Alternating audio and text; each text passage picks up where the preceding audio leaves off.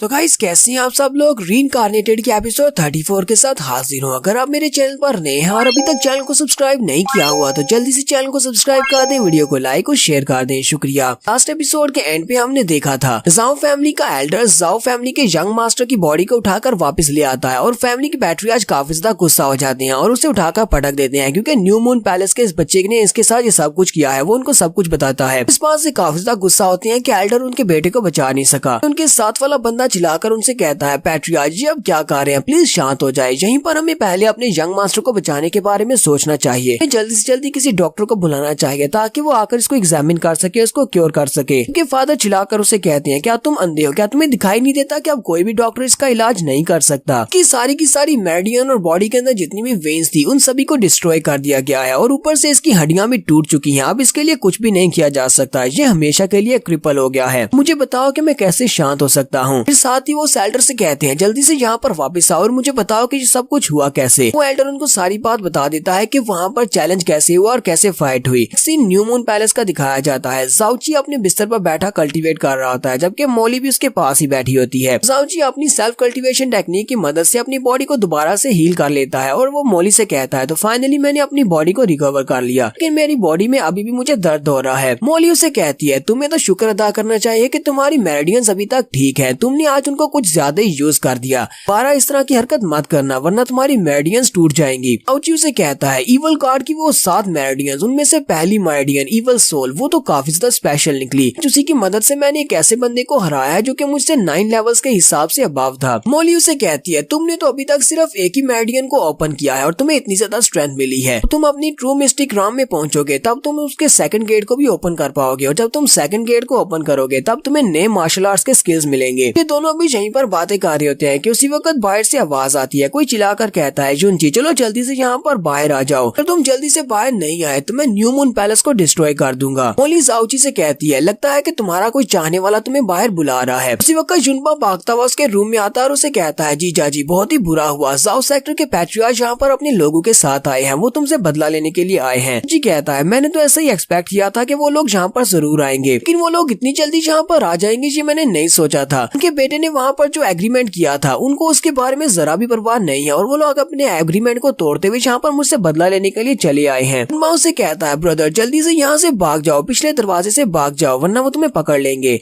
जाओची उसे कहता है अगर वो लोग यहाँ पर मुझे पकड़ने के लिए आए हैं तो वो लोग मुझे पिछले दरवाजे से भी भागने नहीं देंगे। वो अपने साथ काफी सारे एक्सपर्ट्स को लेकर आए होंगे, इसलिए मेरे पास यहाँ से भागने का कोई भी रास्ता नहीं है। हमारा जाओची बाहर निकल जाता है और कहता है चलो ठीक है मैं भी फ्रंट डोर के ऊपर जाकर देख कर आता हूँ कि वहाँ पर क्या होने वाला है। साउथ सेक्टर के पैट्रियार्च दरवाजे के बाहर खड़े होते हैं और उन्होंने दरवाजे को भी तोड़ दिया होता है जबकि उसके सामने एल्डर किन खड़े होते हैं। पैट्रियार्च गुस्से के साथ उसे कहते हैं वो यू मैं देखता हूँ कि तुम आज के मसले को कैसे निपटाते हो, तुम्हारे लड़के ने मेरे बेटे की कल्टीवेशन को क्रिपल किया है। एल्डर किन उसे कहते हैं मैं तुम्हें यहाँ पर किस बात का हिसाब दूंगा, आधी रात के वक्त तुम यहाँ पर हमारे पैलेस गेट को तोड़कर अंदर घुसे हो पर हिसाब तो तुम्हें देना पड़ेगा। ऊपर से तुम यहाँ पर हमें धमकी दे रहे हो कि तुम हमारे न्यू मून पैलेस को तबाह कर दोगे। पैट्रियार्च जाओ से कहते हैं तुम्हारे एक स्टूडेंट ने फाइट के दौरान बेटे की हालत बहुत ज्यादा खराब कर दिया, उसकी हड्डियां टूट चुकी हैं, उसकी मेरिडियंस ब्लॉक हो चुकी हैं और वो सारी जिंदगी के लिए क्रिपल हो गया है। हमारे स्टूडेंट ने ये सब कुछ जानबूझकर किया है। इस वक्त मैं बहुत ज्यादा गुस्से में, उसने मेरे बेटे के साथ ये सब कुछ किया कैसे। अगर तुम्हारे उस डिसाइपल जुनची के मैं हजारों पीसेस भी करता हूँ, नहीं लाखों पीसेस भी करता हूँ, तब भी मेरा गुस्सा शांत नहीं होगा। एल्डर किन से कहते हैं लेकिन तुम्हें भी इस बारे में पता होगा, तुम्हारे उस एल्डर ने तुम्हें बताया तो होगा कि दोनों ने चैलेंज करने से पहले एक एग्रीमेंट किया था और वहाँ पर बहुत सारे लोग थे। सभी के सामने उन्होंने ये बात की थी कि हम दोनों यहाँ पर फाइट करेंगे तो फाइट के दौरान अगर कोई सीरियसली जख्मी हो जाता है तो ब्लेम दूसरे के ऊपर नहीं आएगा और एक दूसरे से बदला नहीं लिया जाएगा। जबकि उन दोनों में एक एग्रीमेंट हो चुका है तो तुम यहाँ पर किस बात का हिसाब मांगने के लिए आए हो, तुम यहाँ पर जुनची से बदला नहीं ले सकते। पैट्रियार्च जाओ गुस्से के साथ उसे कहते हैं मैं उस एग्रीमेंट को बिल्कुल भी नहीं मानता, तुम्हारे स्टूडेंट ने मेरे बेटे को क्रिपल कर दिया, मेरे बेटे की पूरी जिंदगी बर्बाद हो गई, हम किसी ऐसे एग्रीमेंट को नहीं मान सकते। इसकी गवाही देने के लिए यहाँ पर कोई मौजूद भी नहीं है। जाओ टियाननैन अपने बेटे के लिए यहाँ पर तुम्हारे पूरे के पूरे सेक्टर को तबाह कर सकता हूँ, फिर चाहे मुझे लोग ये भी क्यों ना कहें कि मैं अपने जुबान का पक्का नहीं हूँ, मैंने अपना वादा तोड़ दिया, लेकिन मैं अपने बेटे के लिए तुम्हारे जुनची को आज मार कर रहूंगा। इसलिए तुम्हारे लिए सबसे बेहतर यही रहेगा कि तुम उस लड़के जुनची को मेरे हवाले कर दो। मास्टर कीनू से कहते हैं अब जबकि साउथ सेक्टर के लीडर ये बात कर रहे हैं तो फिर ठीक है, मुझे भी तुम्हें रिस्पेक्ट देने की जरूरत नहीं है, तुम्हें जो उखाड़ना है उखाड़ लो। अगर तुम यहाँ पर मेरे डिसाइपल को लेने के लिए आए हो तो अगर तुम ले सकती हो तो ले लो। पैट्रियार्च जाओ जल्दी से अपनी पावर्स को रिलीज करते हैं और उसे कहते हैं चलो चलो ठीक है, अभी देखता हूँ कि तुम लोग यहाँ पर अपने उस डिसाइपल को कैसे बचा पाते हो। जैसे वहाँ पर पैट्रियार्च जाओ अपनी पावर्स को रिलीज करते हैं, एल्डर किन भी वहाँ पर अपनी पावर्स को रिलीज करते हैं। उनकी पावर्स जैसी वहाँ पर रिलीज होती है वो नीचे के सारे फर्श को भी तोड़ देते हैं। इस बात से जाओ पैट्रियार्च काफी ज्यादा घबरा जाते हैं। वो कहते हैं ऐसा कैसे हो सकता है, तुम अपनी अर्थ परफॉर्म ड्राम तक पहुँच चुके हो, तुम तो बहुत ज्यादा स्ट्रॉन्ग हो। एल्डर किन से कहता है तुम तो एक बहुत ही पावरफुल प्रैक्टिशनर हो, फिर तुम जहाँ पर न्यू मून पैलेस सेक्टर के लीडर बनने के लिए क्यों तैयार हो गए? तुम तो किसी भी बड़े सेक्टर में जाकर एक एल्डर बन सकते हो या फिर किसी बहुत बड़े सेक्टर के मास्टर बन सकते हो। इतनी स्ट्रेंथ तुम्हारे पास है, तुम्हें इस छोटे से सेक्टर का लीडर नहीं होना चाहिए। एल्डर किन उसे कहते हैं मैं यहाँ पर इंपीरियल फैमिली की तरफ से भेजा गया हूँ क्योंकि हमारा new moon palace imperial family के साथ जुड़ा हुआ है। मैं कहीं पर भी हूँ और मेरी कोई भी पोजीशन क्यों ना हो, इंपीरियल फैमिली मुझे कोई ऑर्डर देती है तो मैं उन ऑर्डर्स को जरूर पूरा करता हूँ। जबकि तुम्हें पता है कि मैं न्यू मून पैलेस का पैट्रियार्च हूँ तो ये मेरा फर्ज बनता है कि मैं अपने स्टूडेंट्स की रक्षा करूँ, तो मैं उस जुंची को भी जरूर प्रोटेक्ट करूंगा। इसलिए प्लीज चुपचाप यहाँ से वापस चले जाओ और इस बात को इतना ज्यादा ना बढ़ाओ। पैट्रियार्च जाओ से कहती है तुम्हारी बात बिल्कुल ठीक है, यहाँ से अब वापस जाना पड़ेगा क्योंकि तुम्हारी स्ट्रेंथ मुझसे ज्यादा है, लेकिन कल के बारे में मैं नहीं कह सकता क्योंकि कल यहाँ पर जो कुछ भी होगा तुम्हारे लिए बिल्कुल भी अच्छा नहीं होगा, क्योंकि कल मैं तुम्हारे न्यू मून पैलेस को बिल्कुल तबाह कर दूंगा। लेकिन उसकी बात सुनते ही गुस्से के साथ अपनी पावर्स को रिलीज करते हैं और कहते हैं तुम मेरे न्यू मून पैलेस को डिस्ट्रॉय करोगे, अगर तुम्हारे अंदर हिम्मत है तो जल्दी से आओ और मेरे न्यू मून पैलेस को डिस्ट्रॉय करके दिखाओ। इंपीरियल फैमिली वालों ने न्यू मून पैलेस को इसीलिए नहीं बनाया कि तुम्हारे जैसे लोग यहाँ पर आकर इसको डिस्ट्रॉय कर सके। क्या तुम इंपीरियल फैमिली के खिलाफ जाना चाहते हो? पैट्रियार्च जाओ से कहते हैं नहीं, मैं इतनी हिम्मत कैसे कर सकता हूँ कि मैं इंपीरियल फैमिली के खिलाफ जा सकूं। यहाँ पर कोई तो है जो कि इंपीरियल फैमिली के खिलाफ जा सकता है क्योंकि मेरे बेटे की शादी होने वाली है जाओ सेक्टर की मेन ब्रांच के एडिसन हॉल के ग्रेट एल्डर की बेटी के साथ। लीडर किन भी उसकी बात सुनने के बाद बहुत ज्यादा घबरा जाते हैं और कहते हैं क्या तुमने जहाँ पर जो कुछ भी कहा वो सच है? क्योंकि उन्हें पता है कि जाओ सेक्टर बहुत बड़ा सेक्टर है और वो इंपीरियल फैमिली के खिलाफ भी जा सकता है। पैट्रियार्च जाओ से कहते हैं तुम्हारे पास सिर्फ 10 दिन का टाइम है, 10 दिन के अंदर अंदर अपने जुंची को मेरे हवाले कर दो। अगर तुम जुंची को मेरे हवाले नहीं करते जाओ सेक्टर की मेन ब्रांच से लोग यहाँ पर आएंगे, जब वो यहाँ पर आएंगे और अपने सन इन लॉ को देखेंगे कि उसकी हालत खराब हो चुकी है तो तुम्हारे न्यू मून पैलेस की क्या हालत करेंगे जो तुम अच्छी तरह से समझ सकते हो। वो यहाँ पर ये वाली धमकी देते हैं तो बहुत सारे डिसाइपल्स भागते हुए आते हैं और एल्डर किन से कहते हैं प्लीज एल्डर किन जुंची को इनको हवाले कर दे। लोग नहीं चाहते कि जाओ सेक्टर वाले आकर हमारे न्यू मून पैलेस को बर्बाद कर दें, वो भी सिर्फ एक लड़के के लिए जो कि अभी यहाँ पर आया है। हमें पता है कि जुंची एक जीनियस लड़का है और फ्यूचर में हमारे सेक्टर का नाम रोशन कर सकता है, लेकिन उस लड़के के लिए हम सभी लोग मरना नहीं चाहते। जबकि जूरो को भी दिखाते हैं, जूरो भी वहीं पर दीवार के पीछे छुपकर ये सब कुछ सुन रही होती है। एल्डर किन उन सभी लोगों की बातें सुनने के बाद कहते हैं क्योंकि मैं न्यू मून पैलेस का सेक्टर लीडर हूँ तो मुझे सेक्टर लीडर होने के नाते अपने पैलेस को भी बचाना है। मैं सिर्फ एक लड़के के लिए अपने पूरे के पूरे न्यू मून पैलेस को खतरे में नहीं डाल सकता, लेकिन मैं यहाँ पर अभी के लिए जुंची को तुम्हारे हवाले नहीं करूंगा। मैं यहाँ पर तुम्हारे साथ एक समझौता करना चाहता हूँ, मुझे 10 दिन का टाइम दे दो। सेक्टर लीडर जाओ तुम मुझे 10 दिन का टाइम दो, 10 दिन मेरे लिए काफी रहेंगे। 10 दिन के बाद मैं इस लड़के को अपने सेक्टर से निकाल दूंगा और उसके बाद जुंची का हमारे सेक्टर के साथ कोई भी ताल्लुक नहीं रहेगा और उसके बाद तुम्हारा जो भी मसला होगा वो जुंची के साथ होगा। तुम उसके साथ जो करना चाहो वो कर सकती हो, वो मेरे सेक्टर का एक डिसाइपल नहीं रहेगा और ना ही मैं उसको प्रोटेक्ट करूंगा। पैट्रियार्च जाओ से कहते हैं ठीक है मैं तुम्हारी इस ऑफर को एक्सेप्ट कर लेता हूँ, ठीक है तुम्हें 10 दिन देता हूँ। 10 दिन के अंदर अंदर जुंची को अपने सेक्टर से बाहर निकाल देना। साथ ही वो अपने लोगों से कहते हैं चलो यहाँ से चलते हैं। जब वो जा रहे होते हैं तो उसका एल्डर उसे कहता है पैट्रियार्च क्या हम लोग वाकई में ऐसे यहाँ से जाने वाले हैं? पैट्रियार्च उसे कहते हैं हम लोग फिलहाल यहाँ से जाने के अलावा कुछ भी नहीं कर सकते। एल्डर किन की स्ट्रेंथ मुझसे कम नहीं है, हम अगर यहाँ पर फाइट करेंगे अपने साथ एलीट वॉरियर्स को भी नहीं लेकर आया, हम लोग यहाँ पर फाइट को हार सकते हैं। हमें यहाँ पर एक बहुत बड़ा डिसएडवांटेज है। अब हमें बस यहाँ पर 10 दिन का इंतजार करना है। जाओ सेक्टर की मेन ब्रांच से जैसे यहाँ पर कोई आएगा 10 दिन के बाद जुंची तो हमें मिलेगा ही मिलेगा, लेकिन साथ में न्यू मून पैलेस को भी नहीं छोड़ेंगे। जाओ सेक्टर की मेन ब्रांच से यहाँ पर आते ही हम लोग इनको भी नहीं छोड़ेंगे, इनको भी डिस्ट्रॉय कर देंगे। लेकिन इन 10 दिनों में मैं चाहता हूँ कि तुम जुंची के ऊपर नजर रखो कि वो यहाँ से बाहर ना निकले। अगर वो बाहर निकलता है तो उसे उसी वक्त मार डालना। हमारा जाओची भी वहीं पर एक पेड़ के ऊपर बैठा ये सारी बातें सुन रहा होता है। जाओची कहता है मास्टर किन ने मुझे इमीडिएटली इनके हवाले नहीं किया, तो काफी हैरान करने वाली बात है। आखिर उन्होंने 10 दिन का टाइम मुझे क्यों दिया है? जुंची दरख्त के ऊपर से नीचे उतरता है, उसी वक्त उसे महसूस होता है कि पीछे कोई है। वो उसे कहता है कौन है यहाँ पर? तो जूरू वहाँ पर होती है। जूरू से कहती है जूनियर ब्रदर यून, तो तुम यहाँ पर क्या कर रहे हो? मैं तो तुम्हारे लिए काफी ज्यादा परेशान हो गई थी, कहीं जाओ सेक्टर के पैट्रियार्च तुम्हें यहाँ से लेना जाए। जोची उसे कहता है वैसे मैंने ऐसा सोचा नहीं था कि इतनी मुश्किल के वक्त में से मुझे खूबसूरत सीनियर सिस्टर मिल जाएगी जो कि मेरी इतनी ज्यादा परवाह करती है। इस वजह से मुझे लगता है कि मैं बहुत ज्यादा ब्लेस्ड हूँ। सीनियर सिस्टर से कहता है सीनियर सिस्टर तुम यहाँ पर क्या कर रही हो? वो उसे कहती है क्योंकि मैं तुम्हारी सीनियर सिस्टर हूँ, इसी वजह से मैं तुम्हारे लिए काफी ज्यादा परेशान हूँ। अब जबकि तुम्हारे उस इंसिडेंट की वजह से जाओ सेक्टर का मेन सेक्टर भी सब में इन्वॉल्व हो चुका है। अब तो तुम बहुत बड़ी मुश्किल में पड़ चुके हो, इसी वजह से मैं तुम्हारे लिए पहले से भी ज्यादा परेशान हूँ। जबकि जाओची उसके साथ फ्लर्ट करते हुए कहता है, अगर मैं यहाँ पर जाओ सेक्टर के पैट्रियार्च के हाथों मारा भी जाता हूँ, उसका मरने से पहले मुझे इतना तो पता होगा कि मेरे पीछे एक बहुत ही अच्छी और खूबसूरत सिस्टर है जो कि मुझे हमेशा याद रखेगी। क्रू से कहती है, जूनियर ब्रदर तुम्हें परेशान होने की जरूरत नहीं है, तुम्हारी सीनियर सिस्टर के पास एक प्लान है, मैं तुम्हारी जान बचा सकती हूँ। यहीं पर हम लोग अपनी एपिसोड 34 का एंड करेंगे। एपिसोड की एक्सप्लेनेशन अच्छी लगी हो तो कमेंट करके जरूर बताइएगा। चैनल को सब्सक्राइब कर दे, वीडियो को लाइक और शेयर कर दे। शुक्रिया।